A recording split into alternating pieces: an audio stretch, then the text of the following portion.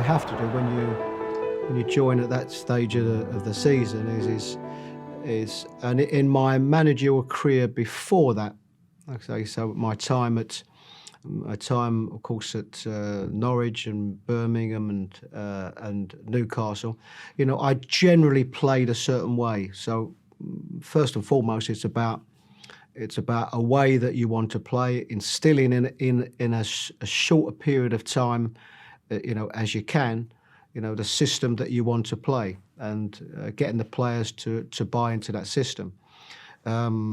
You hope that the reaction of a new manager coming is a help and not a hindrance. And in most occasions, it is a help, because everybody wants to do well. But really, it's about getting to know the team. The team had a difficult period. I was changing a way of playing quite dramatically in the way that they'd been playing up until then. So it's about them responding to it. And fortunately, yes, they responded to it well enough. But what I did know is it was going to take, a summer of working with them throughout that pre-season period, and recruitment. That was what it was going to take to take the club to the levels that they felt that they should have been, and where they wanted to go to.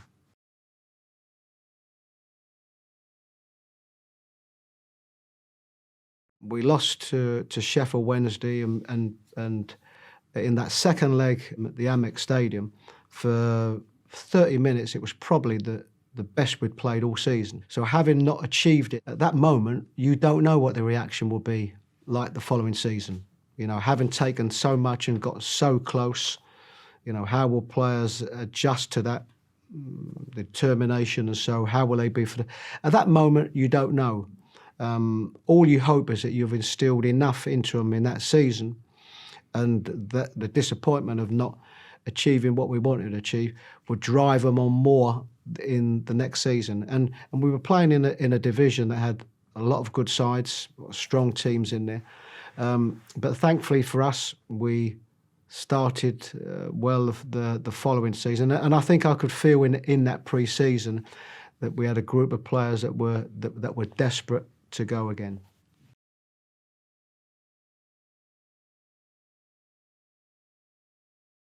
Sometimes, by the time you get to a certain stage, you are quietly confident that you are, going to achieve it. But it still probably don't take away from the emotion of what you feel inside. And at that stage, it becomes not so much about yourself, but obviously what it meant to the club, the people that employ you, and a group of players that were desperate to be Premier League players. People have asked me, the difference between that and perhaps Newcastle, and I think this was a harder job at Brighton. If I'm looking at, in all honesty, Newcastle was my first, so that will always be my first achievement as a manager.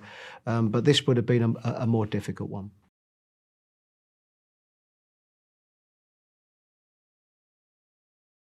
Ultimately, my responsibility is to make sure, having achieved promotion to the Premier League, that you stay there. So you do have to take the emotion out of it, and you have to try and make the right decisions to have a team, or the possibility of a team and a squad that's going to be good enough to stay there. So hard choices, have to be made. Players that you feel, or areas that you feel that need to be strengthened. I thought at the time that we had the makings of a team and a mentality in a team that didn't need too much work.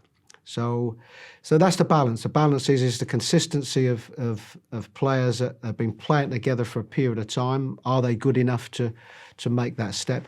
But of course, tweaking in the areas, and generally the areas, the hardest areas, of course, are the offensive areas. They're the hardest areas to get right, because of course they cost the most money. The most challenging, certainly on the pitch, is the levels. Is that if you are the likes of a team that's only their second, third, fourth season in the Premier League, every game's a hard game, and the levels are so high. When you are managing the likes of a Brighton and a Norwich in the Premier League, Newcastle, obviously many years ago, you know that the levels are so high that there are, around the corner you play against the top six and there's that big defeat. And I can remember at Norwich going to Man City and I think losing 7-0, I think, at Man City. They are the horrible times as a manager, managing at any level, but we're talking now about the top level.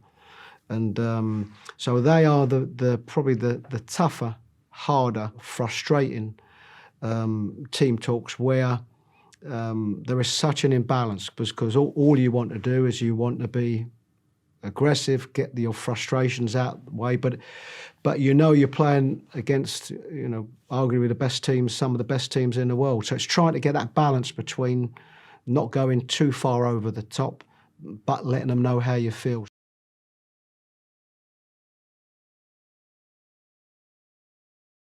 There are always going to be, conversations and sort of private conversations that you have with your owners, the chairman, and generally I've always tried to keep them conversations private as they should be. But it doesn't take away from the fact it was a shock when it happened.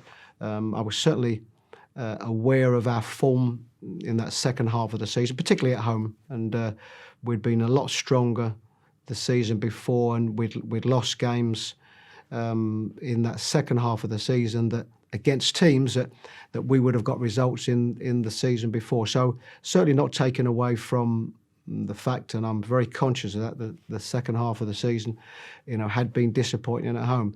The other side to that, of course, we'd got to the semi-final of the FA Cup, I think only the second time in the club's history. So probably with that balance, yes, it came as a shock, but unfortunately, this is the game, and what you always have to do as a manager is to make sure that you look forward, you look for that next opportunity, look back on what I think was a decent job that we did there, and hope for better things. It's interesting and probably lots of emotions going on in my head once you're not working. I think when you are into your first or second job, you are desperate not to be out of the game for too long. But I'm probably in a better position now than I would have been a few years ago.